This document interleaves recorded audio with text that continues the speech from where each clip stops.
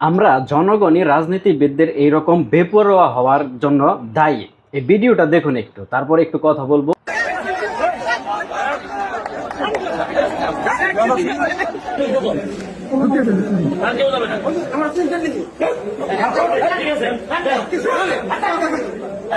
ওকে, দেখছেন তো ভিডিওটা?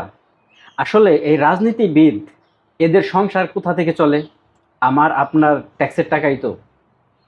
আমার আপনার টাকায় যদি এরা চলে, আমার আপনার ক্ষমতায় এরা যদি ক্ষমতায়িত হয়, তাহলে সেই আমাকে আপনাকে এরা এভাবে তুচ্ছ তাচ্ছিল্য কুত্তা মনে করবে কেন?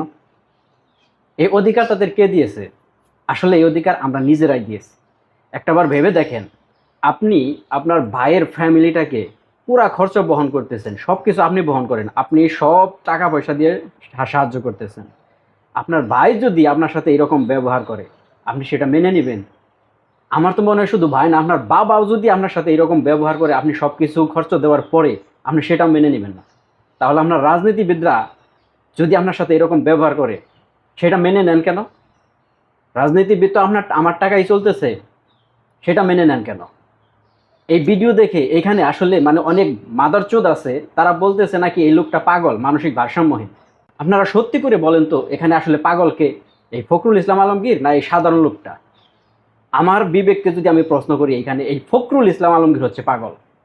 কারণ এই লোকটা যদি পাগলও থাকতো, ফখরুল ইসলাম আলমগীরের এইখানে এইভাবে তার সাথে এইভাবে ব্যবহার করা কখনোই উচিত নয়। পাগলের সাথে এরকম ব্যবহার করা তার উচিত নয়, কারণ তিনি রাজনীতিবিদ।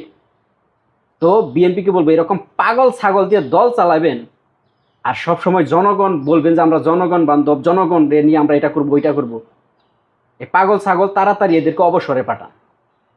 এরা দেশের মানুষের কারোর জন্য ভালো কিছু করতে পারবে না। এরা ভারসাম্যহীন মানুষ।